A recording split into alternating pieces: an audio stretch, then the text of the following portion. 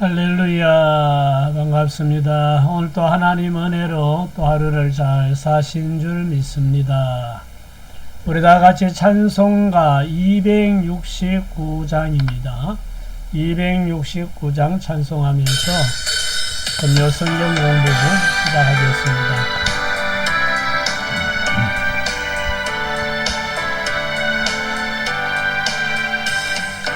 참혹한 십자가에 주 갈려 흘린 피 샘물같이 널 흘러서 죄 씻어 주시네.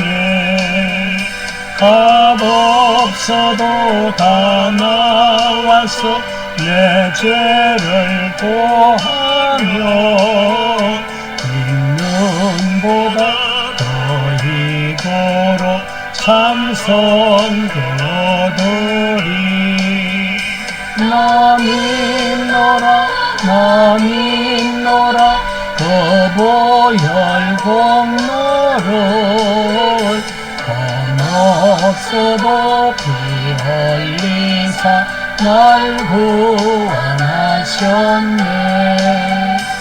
조용한 한강도는 제 죄를 깨달아 죄없으신 주 예수를 구주로 믿었네.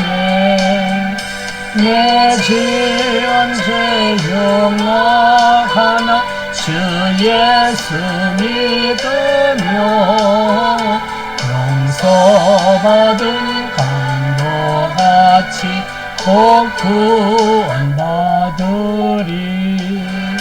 나 믿노라 나 믿노라 거보열공로를 범없어도 피 흘리사 날 구원하셨네. 백성의 죄사하신 하나님 어린 양 그 십자가 지심으로 온 인류 구했네. 저 영원한 새 나라에 다 같이 모여서 검거는 곳 한곡조로 새 노래 부르리. 나 믿노라 나 믿노라 거보열공로를 범없어도 피 흘리사 날 구원하셨네.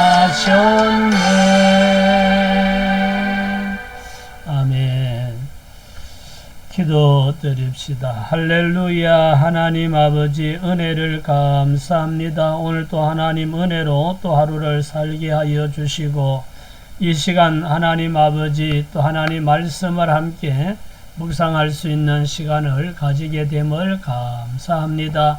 하나님께서 말씀을 통하여 우리에게 모든 것을 다 말씀해 주시고 알려주셔서 우리가 하나님 말씀을 읽고 듣고 묵상할 때 어떻게 살아야 하는지, 어떻게 하나님을 기쁘시게 할 수 있는지 모든 것을 다 알 수 있는 줄 믿습니다.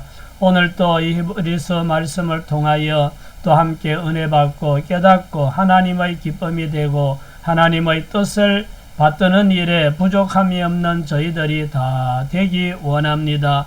이 시간에도 성령 하나님 우리에게 가르쳐 주시고 깨닫게 하시고 은혜 받는 복된 시간이 되도록 역사하여 주시옵소서.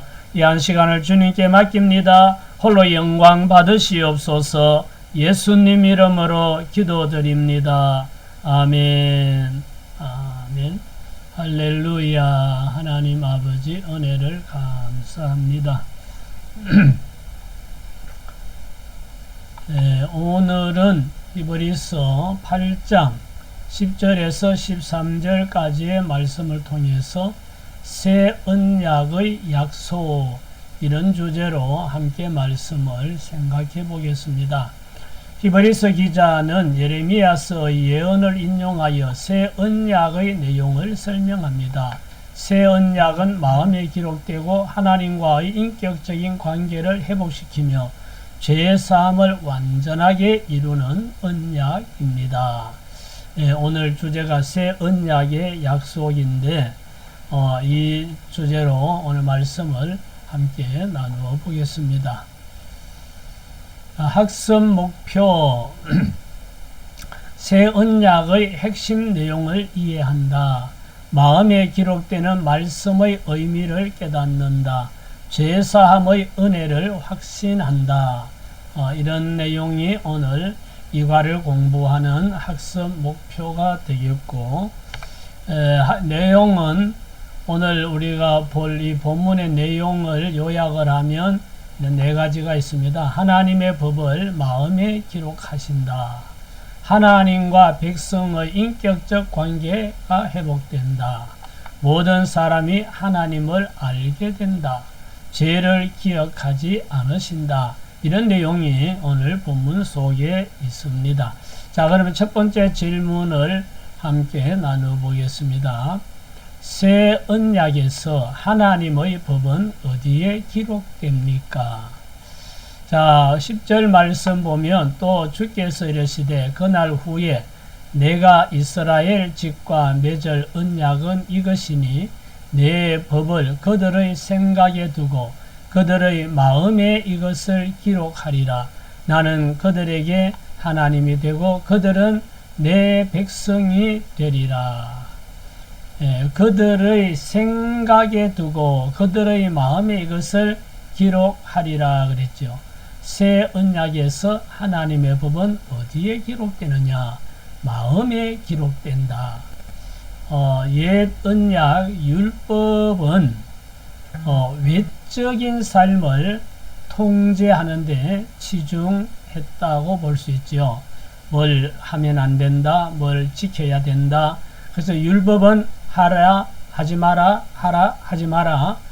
이런 조항으로 가득 차 있습니다. 십계명에도 그렇고요. 그래서 율법은 우리가 겉으로 드러나는 행위가 이건 하면 안 되고 이건 해야 되고 이런 걸로 구분하는데 그래서 옛 언약 율법은 외적인 삶을 통제하는 데 치중을 했다. 이렇게 본다면 새 언약은 복음이죠. 예수님의 십자가 대속의 보혈로 믿음으로 구원받는 하나님의 은혜를 새 언약이라고 하는데, 이 새 언약인 복음은 우리 마음에 주님을 영접하고 말씀을 받아들이고 그래서 마음에 들어와서 내적인 변화를 이루죠. 먼저 내 마음의 변화가 일어나고 영적으로 거듭나고 내적인 변화, 생각의 변화, 가치관의 변화, 또 삶의 목표의 변화, 이런 것이 먼저 이루어지고 그 다음에 외적인 삶의 변화도 일어나는 거죠. 그래서 새 언약에서 하나님의 법은 어디에 기록되는가? 우리 마음에 기록되어서 그 말씀을 마음에 새기고 살게 된다. 이런 말씀이죠. 자, 두 번째 질문은 새 언약의 관계적 특징은 무엇입니까? 새 언약의 관계적 특징. 자, 10절 말씀을 또 보면 주께서 이르시되 그날 후로 내가 이스라엘 집과 맺을 언약은 이것이니 내 법을 그들의 생각에 두고 그들의 마음에 이것을 기록하리라. 나는 그들에게 하나님이 되고 그들은 내게 백성이 되리라.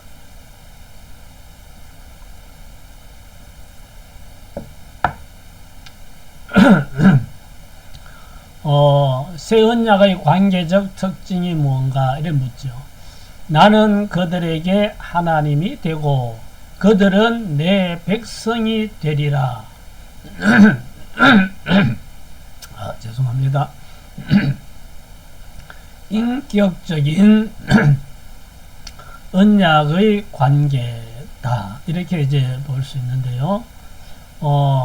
항상 옛언약 율법과 새언약 복음을 비교하게 되는데, 율법 아래서는 우리가 율법을 지키지 못하면 하나님의 심판을 받는다, 이런 생각이 있죠. 율법을 잘 지키면 복을 받고 율법을 지키지 못하면 하나님의 심판을 받는다, 이런 생각해서 하나님은 심판하시는 분으로 생각을 했는데, 새 언약 아래에서는 나는 여전히 부족하고 허물 많고 죄 많고 율법도 잘 지키지 못하고, 그런데 하나님께서 은혜로 독생자를 보내주셔서 대속제물이 되게 하시고, 그 예수 그리스도께서 나의 죄를 대신 지고 죽으시고 부활하신 것을 믿으면 모든 죄를 용서해 주시고 구원해 주시는 이런 사랑의 하나님으로 깨닫게 해 주시는 거죠.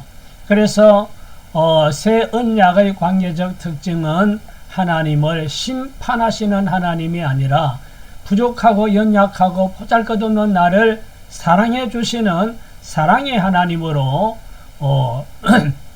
깨닫게 되고, 그래서 하나님을 아버지로 부르는 이런 관계가 성립된다는 것이 새 언약의 관계적 특징이다, 이렇게 볼 수 있겠죠. 자, 세 번째 질문은 새 언약 아래에서 하나님을 아는 지식은 어떻게 됩니까? 새 언약 아래에서 하나님을 아는 지식은 어떻게 되는가? 자, 11절 말씀, 또 각각 자기 나라 사람과 각각 자기 형제를 가르쳐 이르기를 주를 알라 하지 아니할 것은 그들이 작은 자로부터 큰 자까지 다 나를 알미라.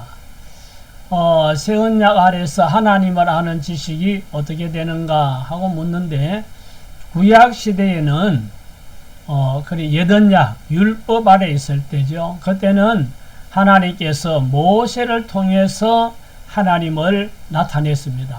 그래서 모세를 통해서 모세가 만난 하나님, 모세가 들은 하나님의 음성, 하나님의 말씀, 이것을 백성들에게 전하고 설명하면 백성들은 모세를 통해서 하나님이 어떤 분인지를 알았다는 거죠. 그런데 새 언약의 은혜 시대에 와서는 작은 자로부터 큰 자까지 모두 하나님을 알게 된다 그랬습니다.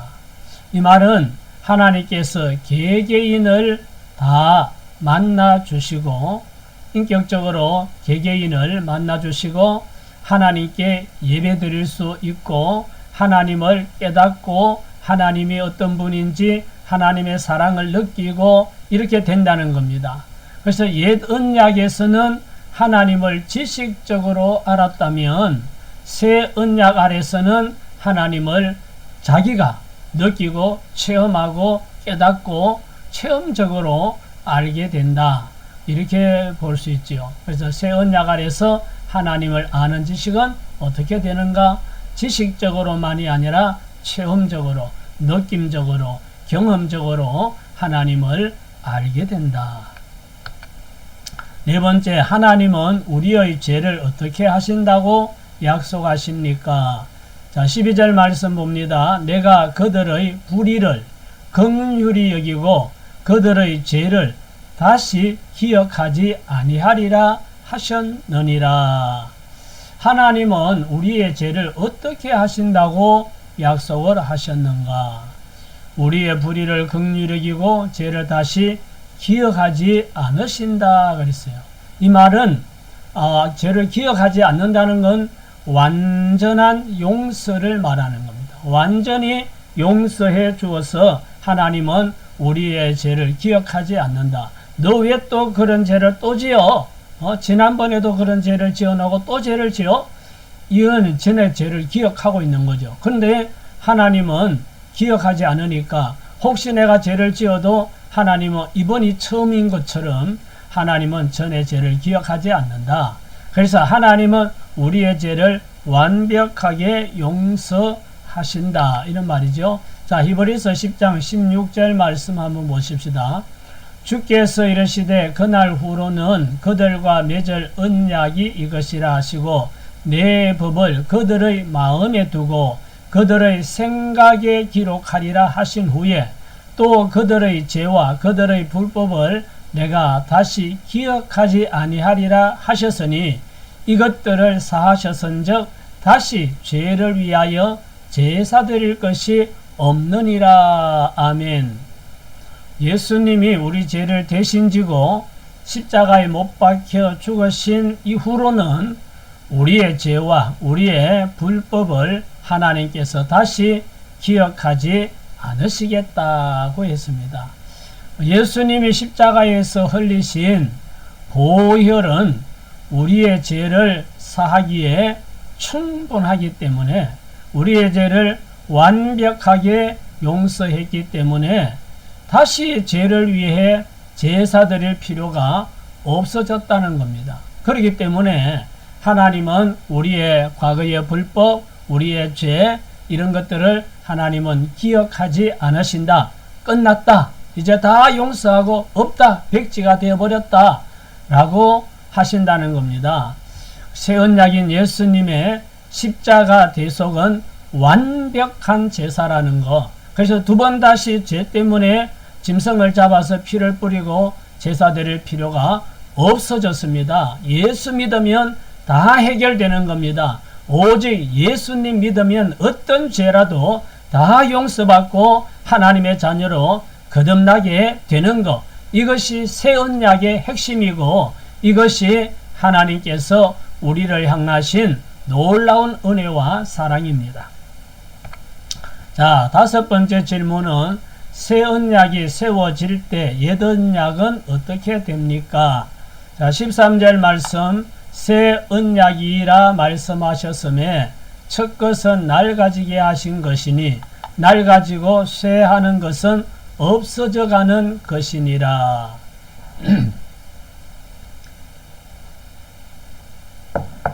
새 언약이 세워지면 옛 언약은 어떻게 되는가? 이 말씀대로 옛 언약은 낡아지고 쇠하여지고 없어진다 그랬죠. 옛 언약의 율법은 죄를 지을 때마다 양이나 염소를 또는 송아지를 끌고 가서 제사를 드리고 피를 뿌리고 그래서 죄를 용서 받았습니다. 그런데 새 언약의 중보이신 예수님이 대속 제물로 십자가에 자기 목숨을 드리고 피를 흘려서 하늘 제단에 뿌린 이후에 다시 죄를 위해 제사 드릴 필요가 없어졌다 그랬습니다. 그렇기 때문에 율법의 제사는 낡아지고 쇠하여지고 지금은 율법대로 제사 지내는 일이 없어졌죠. 그래서 새 언약이 세워질 때 옛 언약은 어떻게 되는가? 낡아지고 쇠하여지고 없어진다. 그렇다고 해서 율법이 필요 없다는 것은 아니고 우리 거듭난 성도들이 경건하고 거룩한 삶을 살기 위해서 율법을 지키고 우리가 살아야 되지만 그 중요한 제사, 용서받기 위한 제사, 그것은 예수님 한 분으로 충분하기 때문에 다시 제사 드릴 일이 없어서 그것은 낡아지고 쇠하여지고 없어지는 것이다 라고 말씀하고 있죠. 자, 함께 나누기 살펴봅시다. 첫째, 나는 말씀을 마음에 새긴 삶을 살고 있는가? 여러분 어떻습니까? 하나님 말씀을 마음에 새기고 그 말씀을 묵상하고 또 그 말씀을 순종하고 살고 있습니까? 그렇겠죠?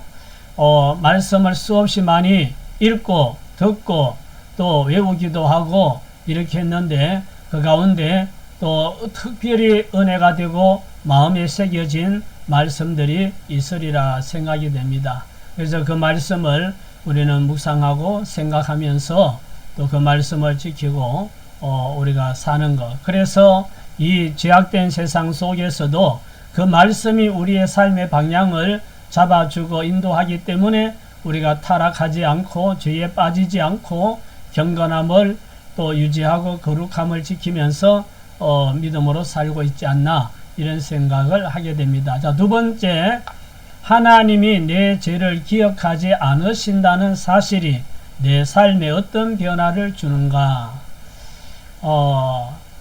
사람들은 항상 자기는 부족한 사람, 죄 많은 사람이라고 생각을 하죠.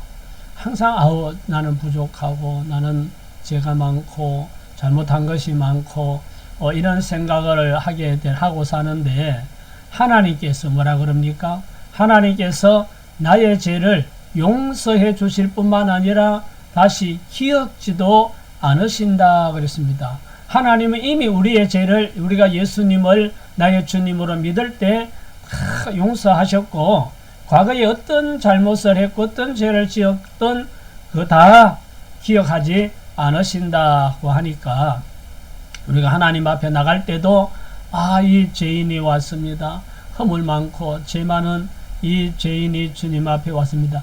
이러지 않아도 하나님 우리 죄 없는 걸로 다 해주시고 의롭다 하셨기 때문에 담대하게 하나님 앞에 나갈 수 있고, 가서 예배드리고 기도하고 찬양하고 기쁨으로 할 수 있을 뿐만 아니라, 세상을 향하여서도, 세상 사람들을 대할 때도 우리가 기죽고 주눅들고 이럴 것 없이 좀 당당하게 살 수 있는 자신감을 가지고 살아도 되는 이런 자세를 가져야 된다라고 생각하고요. 그것이 중요합니다. 자, 세 번째, 새 언약의 백성답게 살기 위해 무엇을 결단해야 하는가?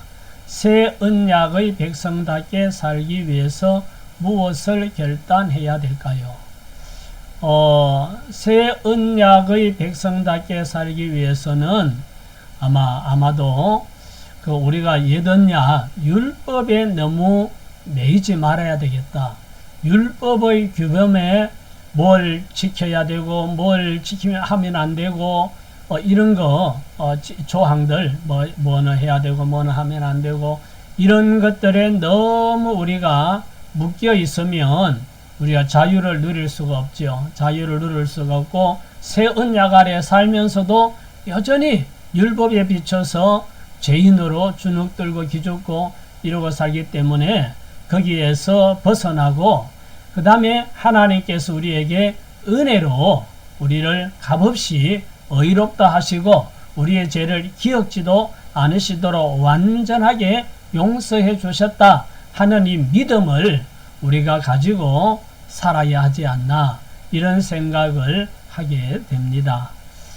오늘은 새 언약에 대해서 우리가 함께 생각을 해 보았습니다. 기도하고 오늘 마치도록 하겠습니다. 좋으신 하나님, 은혜를 감사합니다. 오늘 새 언약의 약속에 대해서 함께 우리 말씀을 나누었는데, 예수님이 우리를 위한 대속제물이 되어주시고 하나님께서 값없이 우리를 의롭다 하시고 우리의 죄를 용서하실 뿐만 아니라 기억하지도 않으신다고 하셨습니다.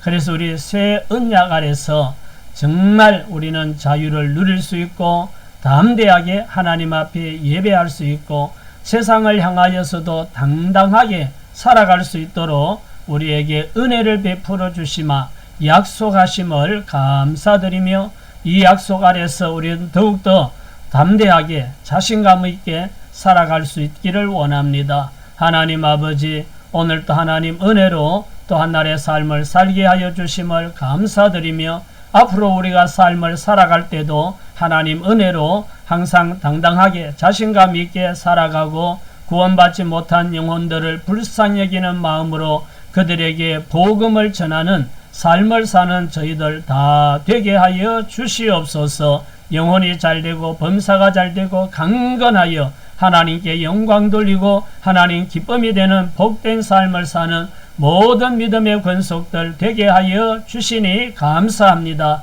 예수님 이름으로 축복하며 기도드립니다. 아멘. 할렐루야. 수고하셨습니다. 평안한 저녁 되시기 바랍니다.